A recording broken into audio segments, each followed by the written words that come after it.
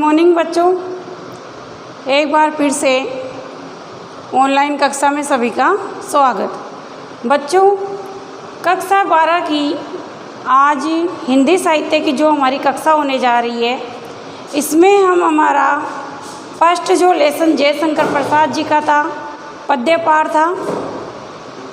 इस पद्य पाठ के अंतर्गत 2 गीत आपके सिलेबस में लिए गए थे।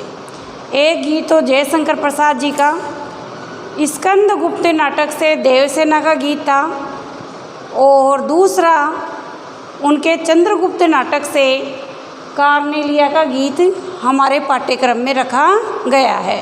तो बच्चों, आज से पूर्व जो हमारी 3 कक्षाएं संचालित हुई है, उन 3 कक्षाओं के अंतर्गत हमने देवसेना का गीत का अच्छी तरीके से अध्ययन किया, उसकी व्याख्याओं के ऊपर चर्चा की, उन्हें समझने का प्रयास किया।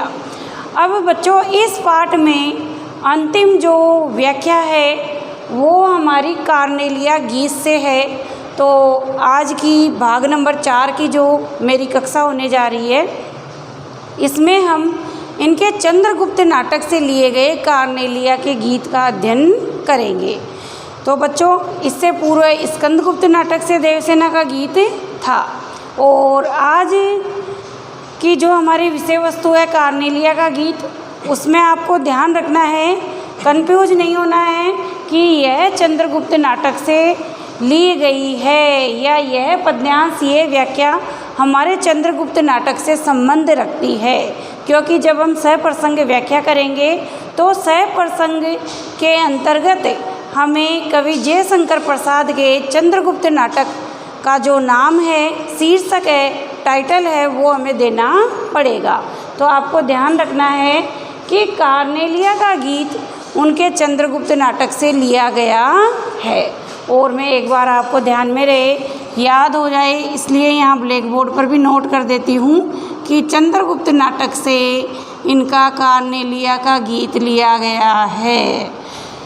अब बच्चों, जैसा कि हर बार हम व्याख्या का अध्ययन करते हैं, व्याख्या रीड करते हैं, तो सबसे पहले हम उसका वाचन करते हैं, फिर काठिन्य निवारण करते हैं, फिर काठिन्य निवारण करने के बाद में हम इसका भावार्थ समझते हैं, फिर सप्रसंग, प्रसंग, विशेष और व्याख्या जो है अच्छी तरीके से व्यवस्थित रूप से एक बार उसे समझ लेते हैं।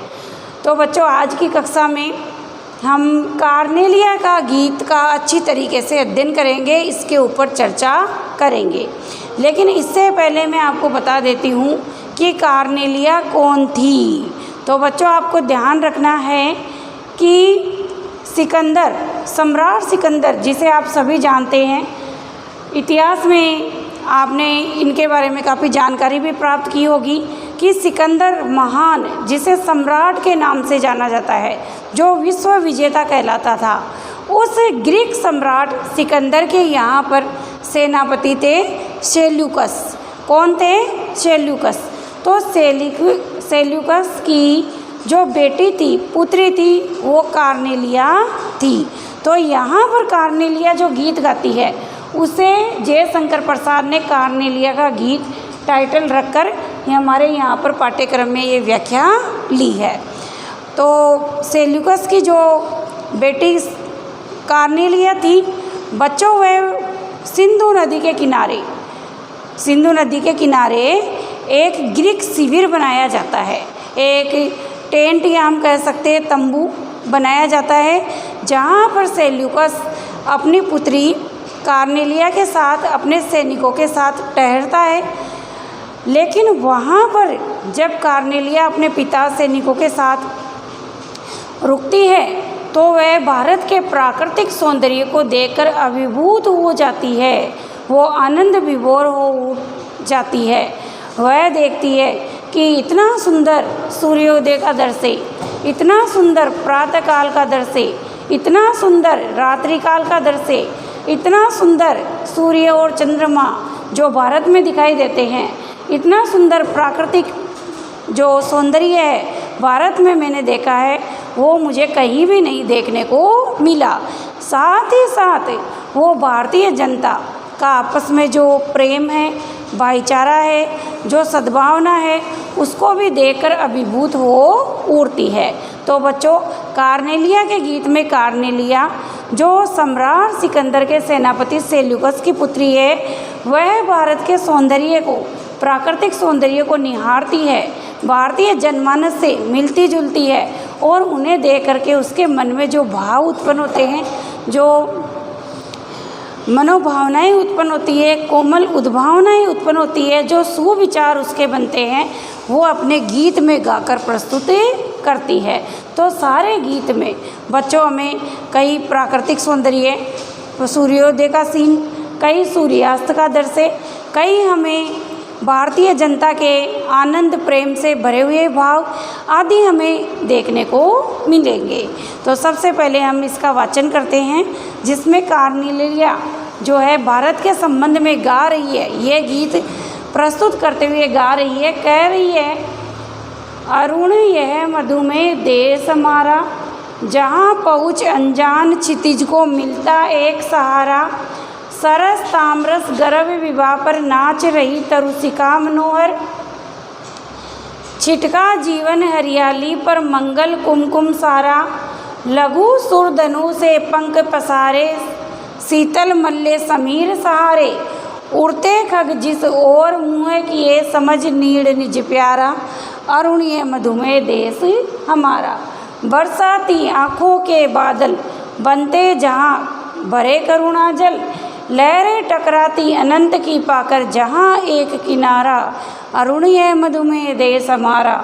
हेम कुंभले उषा सवेरे, बढ़ती डुलकाती सुख मेरे, मंदिर उंगते रहते जग जब जग कर, रजनी भरिए तारा, अरुणीय मधुमेह देश हमारा, जहाँ पहुँच अनजान क्षितिज को मिलता एक सहारा, अरुणीय मधुमेह देश हमारा।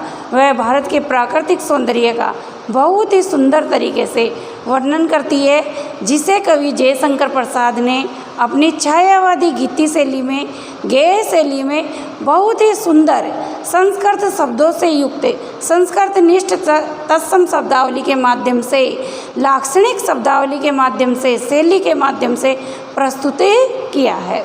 तो बच्चों, पहले हमने इसका वाचन किया, अब हम इसका शब्दार्थ जो है, काठिन्य निवारण है, पहले वो देख लेते हैं ताकि भावार्थ हमें अच्छी तरीके से समझ में आ जाए। अरुण, अरुण का अर्थ होता है बच्चों लालिमा। अरुण शब्द का अर्थ लालिमा होता है। और प्रातः काल बच्चों हम देखते हैं जब सूर्योदय होता है, तो सूर्योदय होने के पहले कुछ मिनट पहले, कुछ समय पहले, ये जो हमारा प्राकृतिक वातावरण है, आकाश जो है बिल्कुल लाल लाल रहता है। तो प्राकृतिक जो सौंदर्य है या प्रातःकालीन जो लालिमा है, उसे अरुणीय या अरुणिमा कहा जाता है। अरुण शब्द का अर्थ लाल होता है, लेकिन यहाँ पर सूर्योदय से पूरा प्रातःकालीन सौंदर्य को दर्शाते हुए कवि कह रहा है कि प्रातःकालीन सूर्योदय से पहले जो उषा काल होता है, तड़का होता है, तो उस समय जो आकाश में लाल लाल रंग बिखरा हुआ रहता है, जो हमें सौंदर्य देखने को मिलता है, वह बहुत ही लालिमा लिए हुए बहुत ही सुंदर लगता है। मधुमेह, मधुमेह शब्द का अर्थ होता है बच्चों बहुत ही मिठास से भरा हुआ, मिठास से भरा हुआ या प्यारा। क्या होता है? मिठास से भरा हुआ या प्यारा।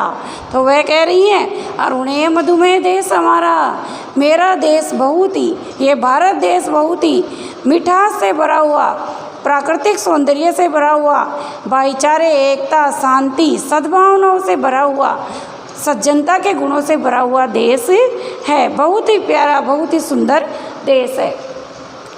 जहाँ पर आने के बाद में अनजान, अनजान का अर्थ होता है जिसे हम जानते नहीं हैं, अर्थात जो हमारा जानकार नहीं है। क्षितिज को मिलता है एक सहारा, क्षितिज को एक सहारा मिलता है, एक सपोर्ट जो है वो मिलता है। तो हम यहाँ क्षितिज शब्द का अर्थ समझेंगे। क्षितिज शब्द का अर्थ होता है बच्चों धरती और आकाश के बीच का जो स्थान होता है, धरती और आकाश के बीच की जगह, आकाश के बीच का स्थान। क्षितिज शब्द का अर्थ होता है धरती और आकाश के बीच का जो स्थान होता है उसे क्षितिज कहा जाता है। अब आगे हम देखते हैं सरस। सरस यानी बहुत ही सरल सहज। तामरस। तामरस का अर्थ होता है कमल। तामरस जो है बच्चों कमल का पर्यायवाचक है, कमल के फूल का पर्यायवाचक है। गर्भ विभा। विभा का अर्थ होता है बच्चों सौंदर्य। विभा का अर्थ होता है सौंदर्य या कांति या चमक। हम इसे ले सकते हैं सौंदर्य या कांति या चमक। नाच रही। नाच का अर्थ होता है नृत्य करना।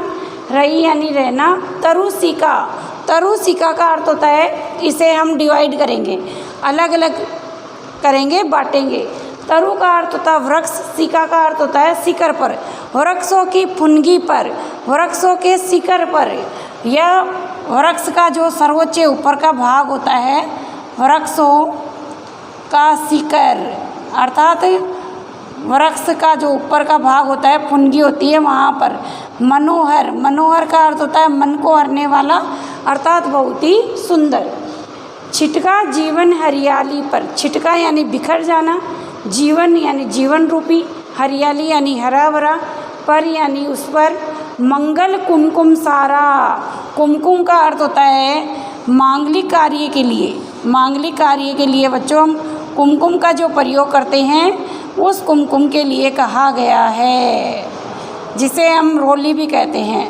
मांगलिक कार्यों में उपयोग, मांगलिक कार्यों में उपयोग जिसे लिया जाता है, जिसे अबीर भी कहा जाता है, कुमकुम भी कहा जाता है, और हम अपनी आम भाषा में जिसे रोली कहते हैं, जिसका तिलक जो है मस्तक पे किया जाता है, जिसे पूजा अर्चना में काम में लिया जाता है। लघु। लघु का अर्थ होता है बहुत ही छोटा।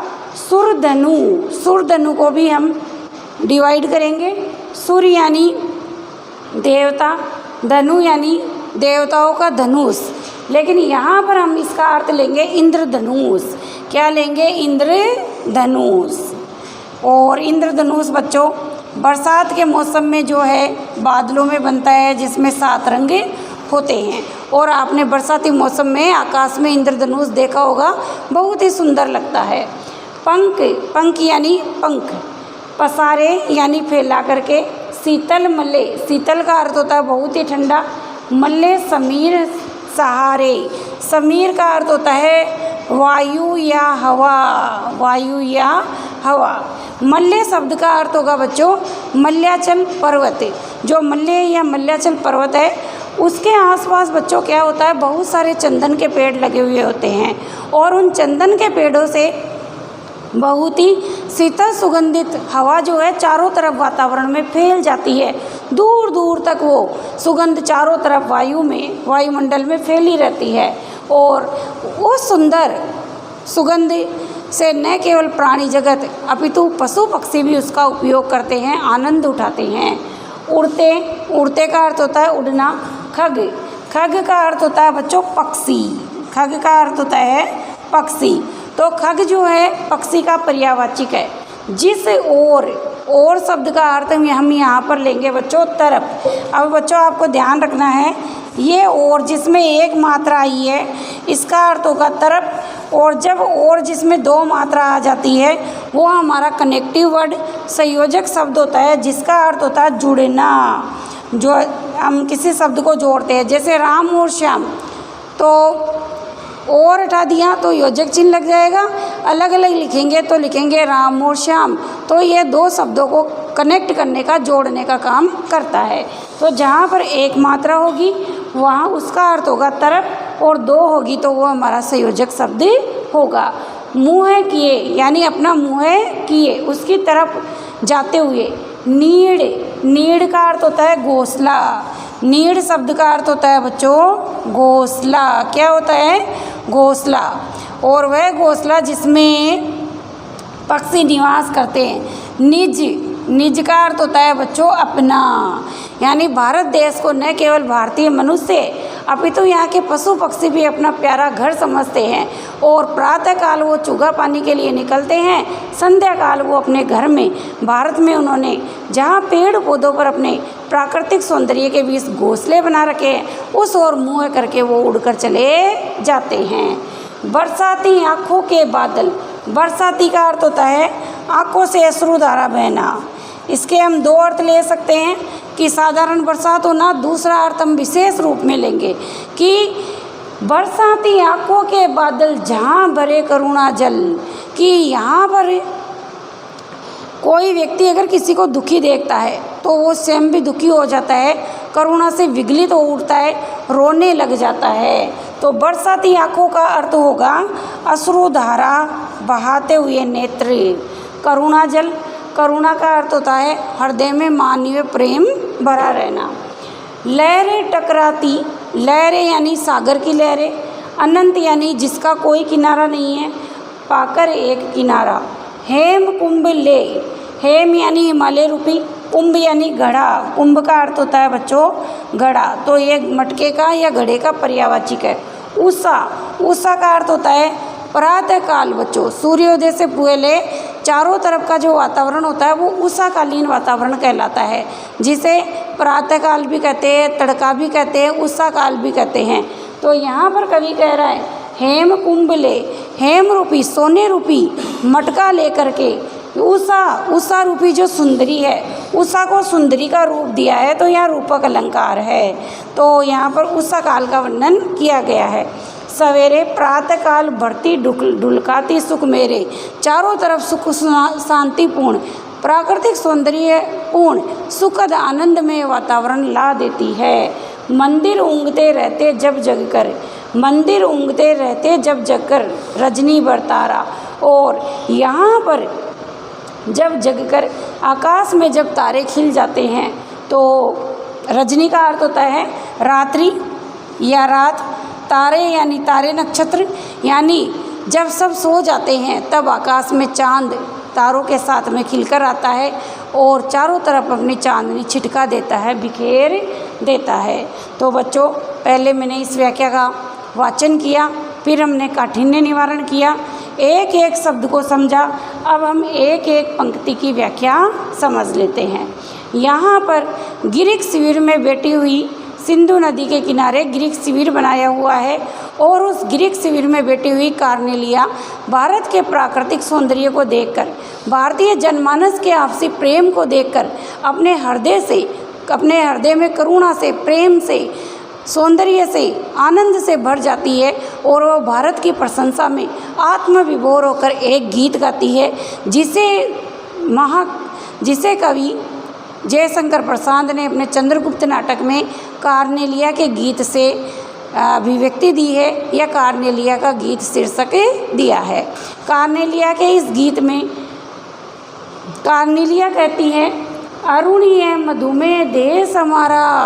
जब मैंने मेरे ग्रीक शिविर में बैठे हुए भारत को देखा तो मैंने देखा अरुणीय मधुमेह देश हमारा, प्रातःकालीन सुंदर लालिमा से युक्त, सौंदर्य से युक्त ये बहुत ही प्यारा भारत देश है। अर्थात मैंने भारत देश का जब भ्रमण किया, भारतीय जनता को या यहाँ के प्राकृतिक सौंदर्य को देखा तो मैं तो आत्मविभोर हो उठी और इसीलिए वह कहती है अरुणीय मधुमेह देश हमारा, प्रातःकालीन सौंदर्य लालिमा लिए हुए उषा काल से युक्त बहुत ही सुंदर, बहुत ही मिठास से, प्यार से भरा हुआ ये भारत देश है। जहाँ पहुँच अनजान क्षितिज को मिलता है एक सहारा, जहाँ पर आकर एक अनजान क्षितिज, अर्थात क्षितिज का अर्थ होता है धरती और आकाश के बीच का स्थान। अरुणीय मधुमेह देश हमारा, जहाँ पहुँच अनजान क्षितिज को मिलता है एक सहारा, कि ये इतना प्यारा देश है कि यहाँ पर आकर अनजान जो क्षितिज है, अनजान जो स्थान है, उसे भी यहाँ पर स्थान मिल जाता है, जगह मिल जाती है। साधारण अर्थ तो यह है, लेकिन विशेष अर्थ यह है कि यह एक ऐसा प्रातःकालीन सौंदर्य से, प्राकृतिक सौंदर्य से युक्त इतना सुंदर, मिठास, प्यार से भरा हुआ ये देश है। यहाँ के लोग इतने अच्छे हैं कि यहाँ पर जहाँ पहुँच अनजान क्षितिज को मिलता है एक सहारा। एक बार तो अनजान व्यक्ति भी इस देश में आ जाए तो यहाँ के लोग उसका हार्दिक स्वागत करते हैं, अभिनंदन करते हैं, उसे ठुकराते नहीं हैं, उसे गले लगा लेते हैं। तो भारत का जो कल्चर है, भारतीय संस्कृति है, यहाँ के लोगों की जो सभ्यता है, उनके गुण हैं, उनकी वह एक तरीके से प्रशंसा कर रही है। आगे वह कहती है, सरस तामरस गर्भ विवाह पर नाच रही तरुषिका मनोहर, कि जब मैंने यहाँ के प्राकृतिक सौंदर्य को देखा तो मैंने देखा सरस तामरस, सरस का अर्थ सुंदर सरल सहज, तामरस कमल, गर्भ यानी अनंत में, विवाह यानी कांति पर, नाचना यानी नृत्य करना, तरुषिका यानी पेड़ों के शिखर पर, मनोहर यानी मन को मरने वाली। तो वह कहती है, जब मैंने यहाँ पर देखा कि प्रातःकाल जैसे ही होता है सूर्य आकाश में आ जाता है, जैसे ही सूर्योदय होता है सूर्य की किरणें पेड़ों के शिखरों से, पेड़ों के पत्तों से, पेड़ों के ऊपरी हिस्से से छनकर नीचे गिरती है, और जब वह तालाब में गिरती है तो सरस तामरस गर्भ विवाह पर वहाँ कोमल कोमल सुंदर जो कमल के फूल तालाब में खिले हुए हैं उन पर जाकर गिरती है, तो उनमें इतनी चमक, इतना सौंदर्य उत्पन्न होता है कि देखने वाले व्यक्ति का मन जो है वो हर लेती है, उसे आनंद से अभिभूत कर देती है। आगे यहाँ पर कवि कह रहा है, छिटका जीवन हरियाली पर मंगल कुमकुम सारा।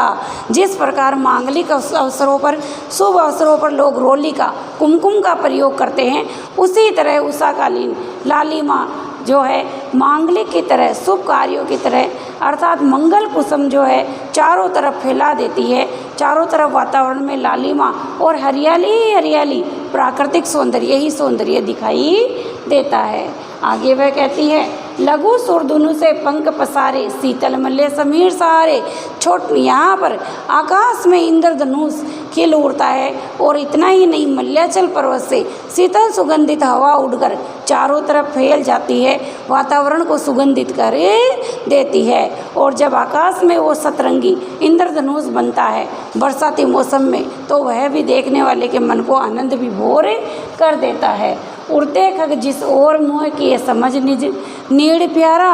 और इतना ही नहीं, यहाँ पर केवल ये मनुष्य को ही शरण नहीं देने वाला देश है, ये तो एक ऐसा देश है जहाँ दूसरे देश से प्रवासी पक्षी भी आ जाते हैं तो ये उन्हें भी शरण देता है।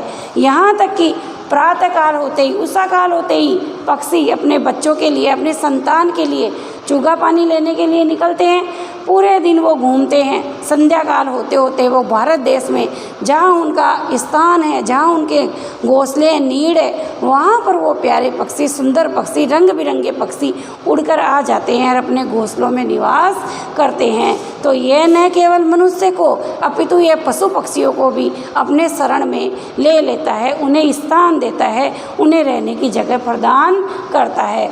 बरसाती आँखों के बनते जहाँ भरे करुणा जल। और यहाँ पर अगर मानवों की ये स्थिति है, यहाँ पर ऐसी संस्कृति मैंने देखी है कि बरसाती आँखों के बादल बने जहाँ करुणा जल, कि कोई व्यक्ति अगर दुखी होता है तो दूसरा व्यक्ति, सामने वाला व्यक्ति उसके दुख में दुखी हो जाता है। बरसाती आँखों के बादल श्याम अश्रुधारा बहाने लग जाता है और उसे करुणा से विगलित होकर गले लगा लेता है। उसके दुख को दूर करने का, उसके दुख को दूर करने का, कम करने का, उससे मदद करने का वो प्रयास करता है। तो यहाँ पर दूसरे के सुख में सुखी और दुख में दुखी होते हैं। यहाँ पर लोगों का जो हृदय है वो आनंद से, प्यार से, उल्लास से, एक दूसरे के प्रति प्रेम भाव से भरा हुआ रहता है। आगे कवि कहता है, लहरें टकराती अनंत की पाकर जहाँ एक किनारा।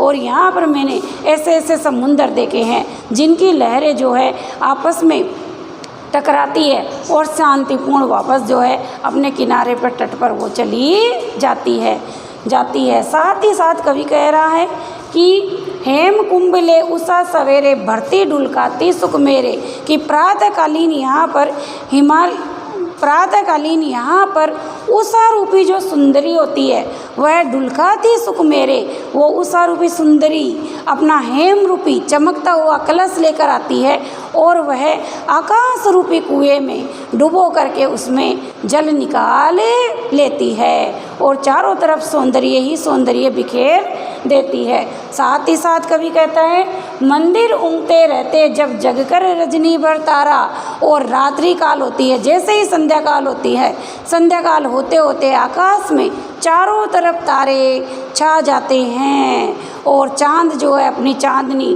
तारे अपनी रोशनी चारों तरफ बिखरा देते हैं, छिटका देते हैं, जो देखने वाले के मन को आत्मविभोर कर देता है, आनंदित कर देता है।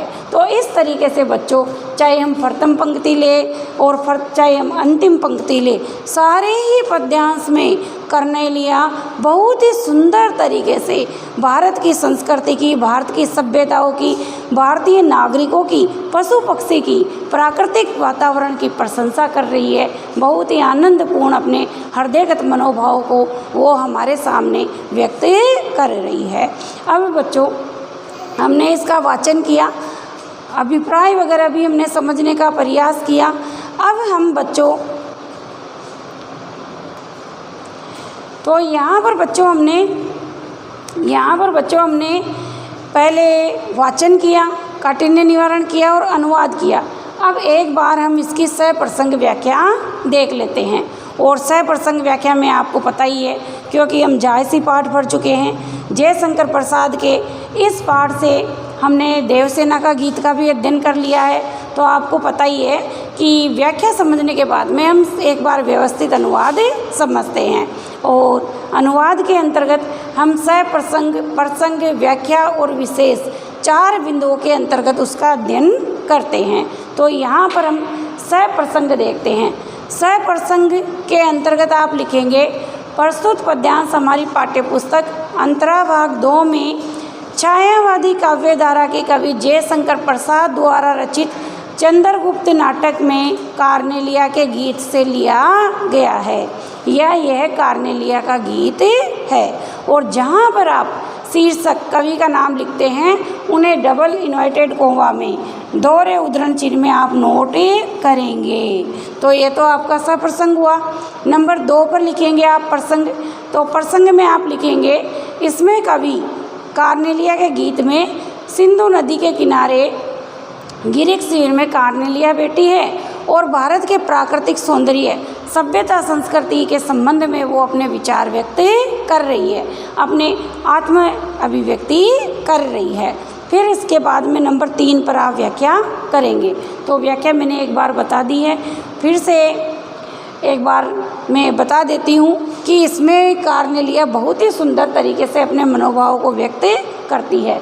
तो आप लिखेंगे, कार्नेलिया कहती है कि भारत को जब मैंने देखा, इसके प्राकृतिक सौंदर्य को मैंने देखा, यहाँ के जनमानस को देखा, तो मुझे लगा अरुणीय मधुमेह देश हमारा, कि बहुत ही मिठास से, आनंद से, प्यार से, प्राकृतिक सौंदर्य से भरा हुआ ये बहुत ही सुंदर भारत देश है, जहाँ पर एक अनजान क्षितिज को भी सहारा मिल जाता है।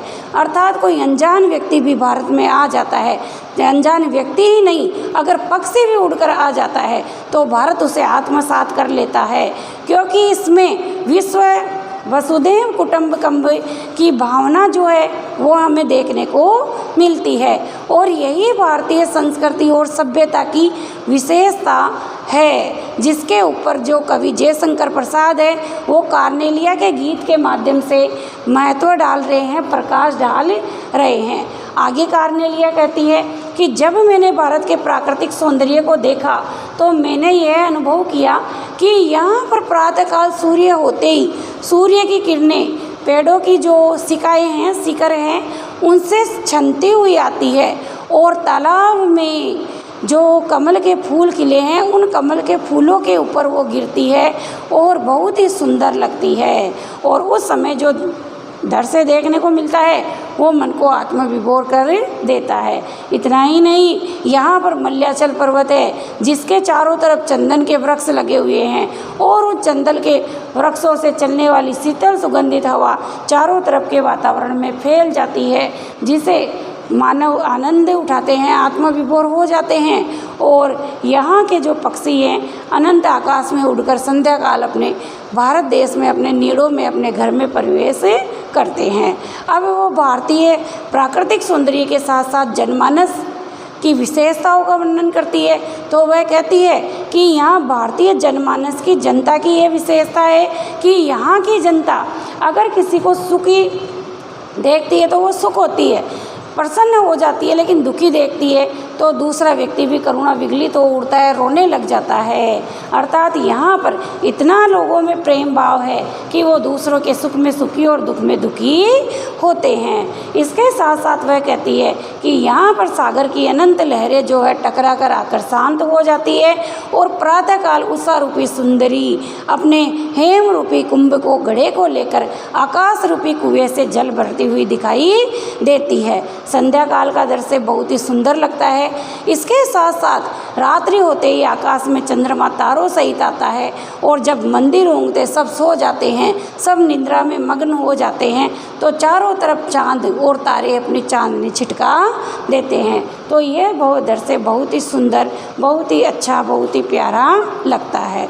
अब बच्चों व्याख्या के बाद में इसमें हम जो महत्वपूर्ण बिंदु लिखते हैं वो बिंदु होता है हमारा विशेष का बिंदु। आप सभी को पता है कि हम विशेष का जो बिंदु लिखते हैं वो 4 नंबर पर हम लिखते हैं, सप्रसंग, प्रसंग, व्याख्या और विशेष।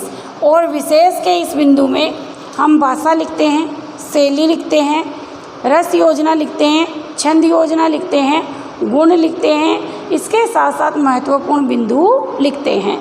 तो आप इसमें लिखेंगे प्रस्तुत पद्यांश की भाषा खड़ी बोली है, शैली में लाक्षणिकता या छायावादी गेय शैली का प्रयोग किया गया है। इस साथ ही साथ यहाँ पर प्राकृतिक सौंदर्य का प्रयोग किया गया है और प्रकृति का सुंदर रूप निहारा है तो श्रृंगार रस है, और श्रृंगार रस है तो इसमें माधुर्य गुण में देखने को मिलता है। साथ साथ अब जब हम अलंकारों की बात करते हैं तो अलंकारों में देखो बच्चों, हेम को कुंभ का रूप दिया है तो अनुप्रास तो है ही, सारे में हमें यहाँ पर उपमा, रूपक और प्रकृति का वर्णन करने से हमें मानवीकरण अलंकार का प्रयोग भी देखने को मिलता है। और इसमें कवि ने कार्नेलिया के माध्यम से भारतीय संस्कृति सभ्यता के संबंध में अपने मनोभाव को बहुत ही सुंदर अभिव्यक्ति दी है। तो आप विशेष में ये बातें लिखेंगे, अर्थात भाषा में आप लिखेंगे आधुनिक खड़ी बोली का प्रयोग है, लाक्षणिक एवं छायावादी गीति शैली का प्रयोग किया गया है, अनुप्रास, रूपक, उपमा, मानवीकरण अलंकार का प्रयोग है तथा श्रृंगार रस का प्रयोग किया गया है। और श्रृंगार रस तथा गुण माधुर्य है तो कवि ने माधुर्य गुण का प्रयोग किया है।